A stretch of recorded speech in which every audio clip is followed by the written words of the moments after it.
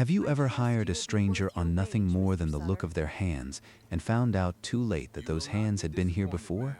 Delia Calder did it on a Tuesday morning in October. The man said his name was Cal Reed. She had cattle to move, a fence line down in the east pasture, and a season that wasn't waiting on anyone's good judgment. She asked him his experience, looked at his hands, and made up her mind. You start today. Bunkhouse is around back. Supper's at 6. That was the whole of her vetting process. She had too much work for questions, and the man looked like someone who knew which end of a post went in the ground. She was right about that part. Her father, Warren Calder, was laid up 3 days' ride east at her cousin's house in Dunmore.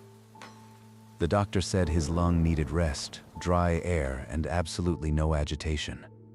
The cattle, the fence lines, and the 2 hands who'd quit in September were not her father's problem anymore. They were hers. She was 28 years old, and she had run things before. She could do it again.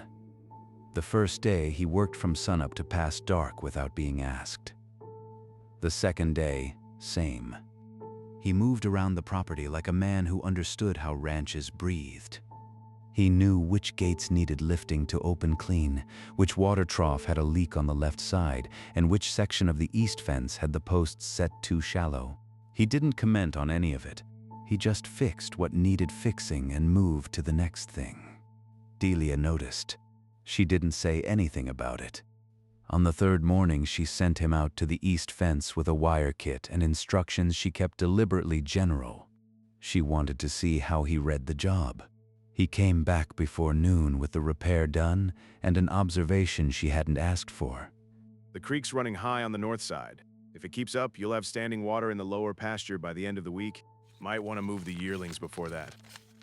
Delia set down the ledger she'd been working through. I know my land, Mr. Reed. I didn't say you didn't. He went back to the barn. She stayed at the ledger. The thing was, he was right, and he'd walked the north side of the property on his own. She hadn't told him to do that, and it was not his concern on day 3. She spent 10 minutes deciding not to be annoyed about it.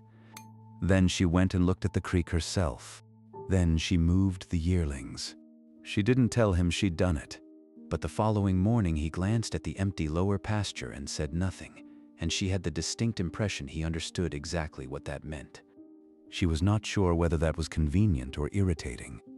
She decided it was both and left it at that. By the end of the first week, the shape of Cal Reed was clearer. He was quiet without being sullen. He asked for what he needed and nothing extra.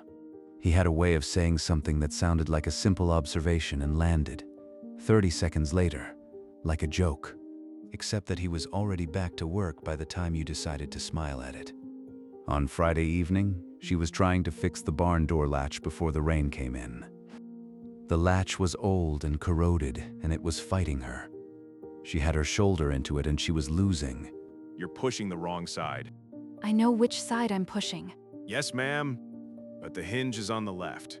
Push the left side in while you lift. It'll catch. She tried it. The latch caught on the first go. She did not thank him. He did not wait for it. He picked up the water pail he'd come in for and headed back toward the trough. She turned around and looked at the closed latch for a moment. She was smiling before she heard his footsteps fade. Just a little. The kind of smile you have when no one's watching and you're too tired to stop it. 2 weeks in, she stopped watching him for reasons not to trust him. This was not, she told herself, the same thing as trusting him. It was simply a matter of efficiency. The work was getting done. The arrangement was working. She had bigger concerns than the provenance of a hired hand who lifted his share without complaint. What she did not examine too closely was the way the evenings had changed. After supper, when the light went orange and flat over the ridge, she'd sometimes find herself on the porch without entirely meaning to, and he'd sometimes be at the fence near the bunkhouse, not working, just standing. No words crossed the distance. Nobody went inside. One evening, she poured a second cup of coffee and walked out without thinking too hard about why. You don't have to stand out here all night. I know. The work keeps till morning. I know that too. He took the cup. His fingers were warm from the bunkhouse stove. She was standing close enough to notice. She went back inside before either of them could decide what to do with that. Before we go any further, if this one's working for you, a like goes a long way. It's a small thing that tells the platform these stories are worth sharing with more people. That means more than you might think. The letter from her father arrived on a Wednesday, brought by the postal rider who stopped at the ranch every 10 days. Her father wrote in the same heavy, practical hand he always had. Short sentences, no decoration. He was improving. The doctor was cautiously pleased. He expected to travel home within the month. At the bottom of the page, in smaller letters that looked like they'd been added after some consideration, he'd written, "There is an old matter I should have settled years ago and did not. I will explain when I return. Do not allow anyone near the deed box until I do." Delia read that part 4 times. The deed box sat in her father's study in the locked drawer of his oak desk. She had a key. She'd never used it without his presence. An old matter told her nothing. Do not allow anyone near it told her even less, and made her want to look at it more than she had before. She went that afternoon. She unlocked the drawer and lifted the box onto the desk and opened it. Deeds, title papers, receipts going back 20 years, and at the bottom, folded twice and water-stained at one corner, a document she did not recognize. A contract of some kind. 2 signatures at the bottom and a date from 23 years ago. The second name she couldn't make out. The first was her father's. She put it back. She locked the drawer. She told herself she would ask him when he returned, and that until then it was not her concern. She was not entirely convinced by this. The storm came 3 nights later, the way October storms did in that valley, with no announcement. Just a temperature drop, and then a wall of rain and wind that hit the ridge at dusk and came down hard. By the time the full weight of it arrived, Delia was already in the barn with the horses. The gray mare was taking the noise badly, circling and blowing, and Delia was working to keep her calm. That was when Cal Reed came through the barn door, soaked through, having run from the bunkhouse when one corner of the roof started to lift. The bunkhouse roof's gonna go if this keeps up. You have nails somewhere? Tack room. Far wall. He went into the tack room and came back out in under a minute, nail kit in hand. No lamp, no guidance on where exactly to look. Delia said nothing about that either. He spent the better part of an hour up there in it, working by feel and thunderlight. When he came back to the barn, the main house was too far in that weather. She was waiting with a dry blanket pulled from the tack shelf. She handed it to him without comment. He took it the same way. They sat on opposite sides of a feed crate and listened to the rain on the roof. They had been sitting that way for a while when he spoke.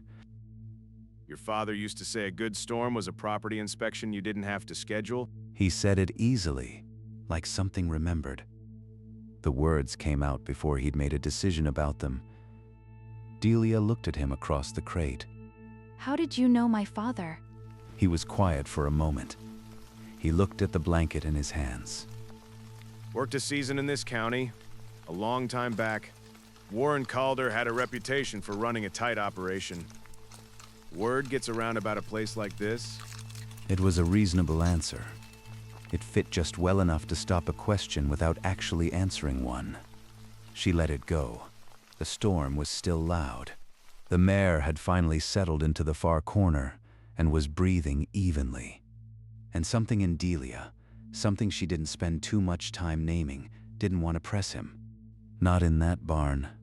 Not with the rain coming down like that, and the two of them being the only warm things in it. They didn't speak much after that. But no one moved to the other side of the barn either. After the storm, things were different in the way that things are different when 2 people have sat through something together without flinching. Not dramatically different, just shifted. Like furniture moved an inch while you were sleeping. You know it's moved. You just can't say exactly when. She started telling him things about the property. Small things. Which fence section was her grandfather's original boundary? Which pasture flooded every 3rd year? Why the creek bent west at the south end? And what that had meant for the grazing rotation. Things she knew the way she knew her own name. Things she'd had no one to tell. He listened the way a person listens when they already know a story in a different language. Carefully, like the version they were hearing was filling in something. One afternoon she was on the top rail of the paddock fence, tying off a wire when the wood shifted wet under her boot and she went sideways. He caught her arm before she'd registered what was happening. His grip was sure and unhurried, like he'd already calculated where she was going to fall. He held on a beat longer than strictly necessary. I had it. You did. He let go. She climbed down. They went back to work and didn't mention it. But she was aware of him differently after that. The distance between them when they worked. The way it kept closing, neither of them closing it. Her neighbor, a cattleman named Briggs who'd known her father 30 years, came by to discuss the shared fence line. He was the kind of man who noticed everything and commented on most of it, which was either useful or exhausting depending on the day.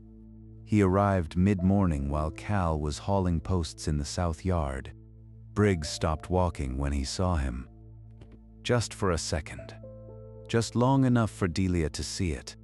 Then he kept moving, shook her hand, accepted the coffee she poured, and talked for a while about the fence, the storm damage, and what the county was planning to do about the road on the east side. When Cal walked past them toward the barn, Briggs tracked him the way a man tracks something he is trying to place. When Cal was out of earshot, Briggs said the hand had a familiar look. Asked if she knew his people. Delia said she didn't. She'd hired him without much inquiry, and he'd been solid. Briggs nodded. He didn't push. But when he left, he turned at the gate and looked toward the barn one more time. That night, Delia lay awake longer than she had in weeks. The letter that arrived the following week was short. Her father was well enough to travel. He would be home by Saturday. He had something he needed to discuss with her, something regarding the property, something overdue. He used the word overdue twice, which was not like him. She read it at the kitchen table and then set it down and went to the window. Cal Reed was in the yard, splitting wood. She watched him for a moment. There was the easy familiarity of his movements, the way he knew this place. Briggs's face came back to her. The contract at the bottom of the deed box. An old matter. Do not allow anyone near it. She thought about the name she couldn't read at the bottom of that page. She thought about the man in her yard who had never, in 3 weeks, had to be shown where anything was. Then she went outside. Mr. Reed, Ma'am? my father's coming back Saturday. He set down the axe. He didn't say anything right away. He looked at the log he'd just split, then at the fence line, then at her. You have something you'd like to tell me before he arrives? The question was calm. It was not an accusation. It was just the truth of what she'd been carrying since Briggs left, laid out between them like something she was offering him the chance to pick up. A long pause, the kind that answers before the words do. My name isn't Cal Reed. She waited. It's James Sutter. My father was Thomas Sutter. He ran the Sutter property about 12 miles north of here, along the old tributary. Your father and mine had a falling out a good while back, before you'd have much reason to remember it. I know the Sutter name. I know you do. He picked up the axe, not to use it, just to have something to hold. 23 years ago, our fathers made an agreement, the kind that families used to make when they wanted to settle things between them. Your father agreed that when the time came, I would have what he called a fair chance. With you, those were his words, a fair chance. The yard was very still. A horse shifted in the barn. The light was the flat, clear light of late October that doesn't hide anything. Delia did not speak. She was listening. He changed his mind about 6 months after. He came to our place and told my father the agreement was void, that he decided differently. I was 17. I didn't know about any of it until after it was already done. By the time I understood what had been said and what had been left unsaid, there wasn't much I could do about it either way. Then why are you here now? He set the axe down properly this time. He looked at her directly in the way he rarely did, without the brief detour, without the dry half-step to the side. Because I spent a long time being angry about something that was done without my say. And I wanted to know if the anger was the whole of the story, or just the part I'd been carrying so long that I'd stopped noticing its weight. I didn't come here to claim anything. I came to find out whether I was the kind of man who could put it down. And are you? I don't know yet. He held her gaze. Depends on what you do next. She could have sent him off the property that afternoon. She had every reason. He'd come under a name that wasn't his, earned her trust under false pretense, and the history between their families, whatever shape it had taken, was real. The old hurt in it was real, even if it was old. But she thought about his hands, knowing where the tools were before she showed him. She thought about the barn in the storm, the way the quiet had been easy, and the contract at the bottom of the deed box with 2 names and a date from 23 years ago. And she thought about what he'd actually said, that he hadn't come to collect a promise, that he'd come to find out what kind of man he was. She understood that question. She'd been asking her own version of it for 6 weeks. You stayed 3 weeks here under a name that wasn't yours. I did. Fixed my fence. Moved my cattle. Told me where to push on the barn latch. You would have figured that one out, eventually. I had it. You did. Something in his face shifted, just slightly.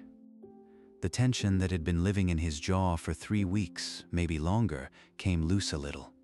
She walked toward him. She stopped close enough that there was nothing casual about the distance. The October air was cold and still. I'm not my father's agreement, James Sutter. And you are not your anger. So whatever this is, it has nothing to do with what those 2 men decided without asking either of us. He reached out and took her hand, slowly, like a question. She didn't pull away. Whatever answer that was, it held. The October light was long and honest across the yard, and neither of them moved, and the ranch held the particular quiet of a day that is given more than it took. I have known people who spent years trying to outrun a promise someone else made on their behalf. Some ran far enough that they lost the way back to what they actually wanted. Some were fortunate enough to stop somewhere that made them reconsider the running. There are things handed to us before we can speak. Old arrangements, old hurts, old versions of who we're supposed to be. And then there are the things we reach for when we finally have the chance to choose. If there's something you've been carrying that someone else put in your hands, I'd like to know how you found the moment to set it down. Leave it in the comments. Thank you for staying till the end. It was good company to keep.